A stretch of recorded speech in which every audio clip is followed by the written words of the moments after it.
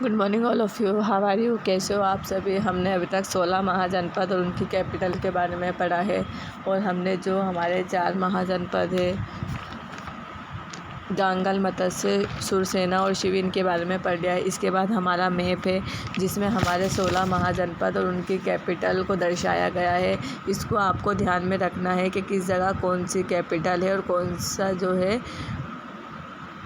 कौन सा जनपद इसमें आएगा। तो ये सभी जनपद और जो उनकी कैपिटल है उनको यहाँ पर दर्शाया गया है, जिसको आपको लर्न करना है। जैसे ये अंगा है और मगध है, काशी है, कोशाला, चेड़ी, वत्सा, इनकी सभी की राजधानी। ये जो डार्क लिखा है ये हमारे जनपद है और जो थोड़ा ये लाइट ब्लैक में लिखा है ये इनकी कैपिटल है।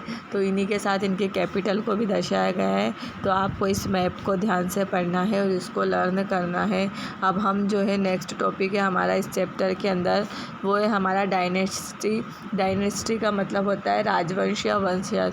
तो हमारे कौन कौन से वंश हुए हैं? मौर्य, शुंगा, सतवाहना, गुप्ता, वर्धन, पाल, राष्ट्रकूटा, प्राचीन, चोला, पल्लव एंड चालुक्य। अब इसमें सबसे पहले हमारा आता है मौर्य डायनेस्टी। तो हम मौर्य डायनेस्टी के बारे में पढ़ेंगे। मौर्य डायनेस्टी क्या है? One of the 16 mahajanapada, Magadha rose in the form of a dynasty during the period of Haryanka dynasty and with passage of time Magadha establish it control over almost entire part of north India. यानी कि जो हमारे 16 महाजनपद है उसमें मगध जो है rose in the form a dynasty, उसका उदय जो है वो कौन से वंश के समय में माना जाता है? हर्यंक जो वंश है उसके समय में माना जाता है। मगध इस्टेब्लिश इट कंट्रोल, यानी कि मगध की जो स्थापना हुई है, it control over almost entire part of north India. यानी कि जो हम मगध जो है वो उत्तर भारत के लगभग पूरे हिस्से पर अपना नियंत्रण स्थापित इसने किया था। अब जो नॉर्थ पार्ट ऑफ इंडिया का जो नॉर्थ पार्ट है इसमें इसने अपना स्थापना की थी। इसके आगे हम पढ़ेंगे जो हमारा इस्टेब्लिशमेंट ऑफ मौर्य डायनेस्टी, यानी कि जो हमारी मौर्य डायनेस्टी, जो हमारा मौर्य वंश है उसकी स्थापना कब हुई थी और कैसे हुई थी? तो around 326 BC at despotic ruler of Nanda dynasty Ghananand ruled upon the royal throne of Magadh. यानी कि अराउंड 326 BC है। यानी कि मौर्य राजवंश की समाप्ति कब मानी जाती है?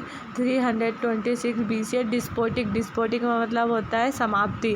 तो लगभग 3626 BC के आसपास जो है मगध जो डायनेस्टी है उसकी समाप्ति मानी जाती है।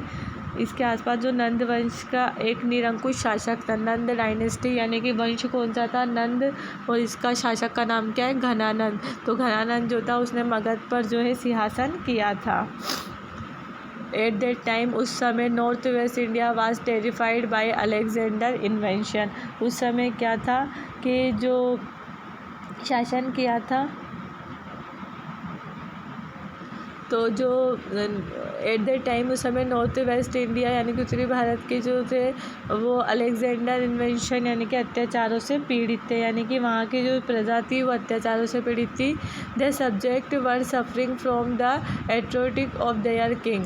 यानी कि जो वहाँ के जो लोग थे वो किस कारण से वहाँ पर पीड़ित थे? क्योंकि वहाँ पर अत्यधिक करों का बोझ जो है लोगों पर लाद दिया गया था। Suffering from atrocity of their king, यानी कि राजा जो था वो अपने बहुत सारे जो टैक्स वगैरह थे उन पर।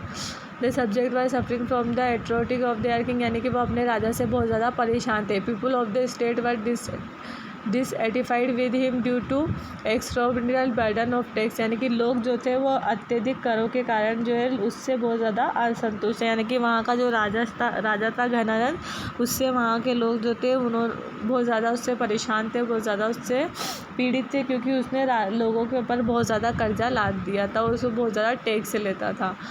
मगध इन सच कंडीशन, इन सब परिस्थिति में Magadh was in need of such a person who could eliminate the problem which had risen due to foreign invasion and establish the ideal of an all powerful ruler by unting the state। तो उस समय क्या था कि ऐसी परिस्थितियों में मगध को एक ऐसे व्यक्ति की आवश्यकता थी जो कि विदेशी आक्रमणों के कारण जो उत्पन्न समस्याएं हुई थी उसको समाप्त कर सकें। मतलब कि लोगों को एक ऐसे व्यक्ति की आवश्यकता थी जो उन सब समस्याओं को समाप्त कर उनको उस समस्या से निकाल सके। In no time Kautilya student Chandragupta embarked on the political empire of India can be established a new dynasty called Maurya dynasty।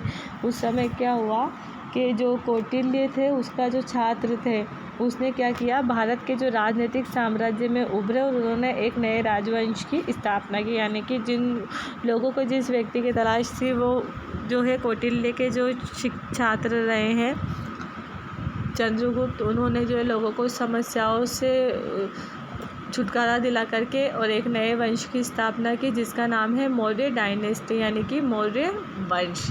तो इस तरह जो है लोगों को नए वंश मिला वो है मौर्य डायनेस्टी। इसके पहले जो वंश था वो नंदा डायनेस्टी था जिसका जो शासक था एक निरंकुश शासक था जिसका नाम घनानंद था। अब इसके बाद जो है हम चंद्रगुप्त का जो शासनकाल आया है वो है चंद्रगुप्त मौर्य। तो इसका जो शासन रहा है वो 322 BCE से 298 BCE तक रहा है जिसको हम कल पढ़ेंगे।